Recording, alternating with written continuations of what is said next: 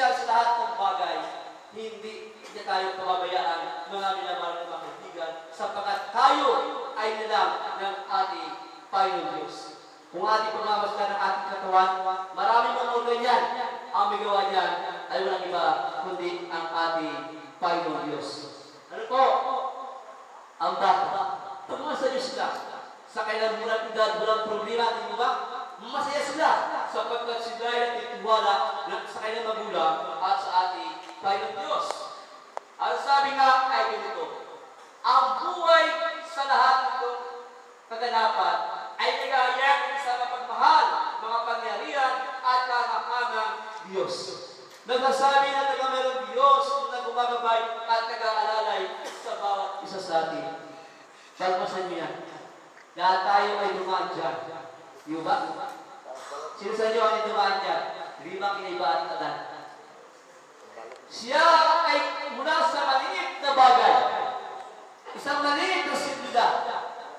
Pero paglipas ng mga ilang buwan, magiging ganyan ang itsura niya, nakabalot sa isang parang plastic na kung saan ay puno ng tubig.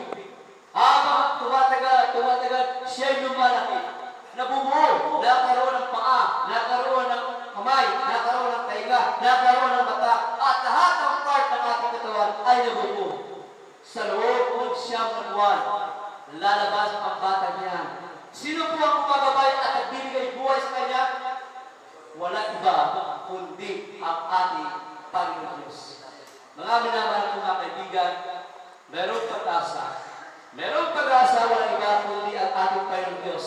Sa kabila ng kahirapan, sa kabila ng kagaluhan, ang ating Panginoon Diyos ay nagbibigay ng pag-asa. Katulad ng bata ito, na pag siya'y pinanganak, mabubuhay siya na merong pag-asa kung siya'y patuloy na magtitiwala sa ating Panginoon Diyos. Ang dapat natin gawin, inalalaman natin ang ating Panginoon Diyos. Dapat tayo magpuri at sumamba sa ating Panginoon Diyos. Ano po ang sabi? Sa 1 Pedro, Kapitulo 5:7, na inyong ilagang sa Kanya ang lahat ng inyong kabalisahan sapagkat kayo'y pinagmamalasakit niya.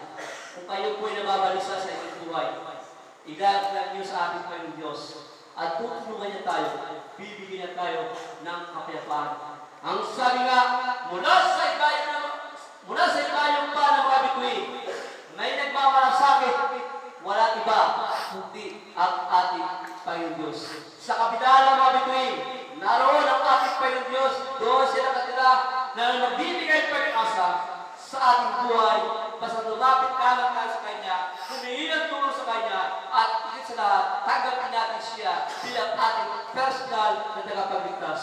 Ang sabi ko sa mga awit, 139, verses 17 and 18, pagkabalaga rin ng inyong mga pag-iisip sa akin, O Diyos, pagkadakila na kabuuan nila.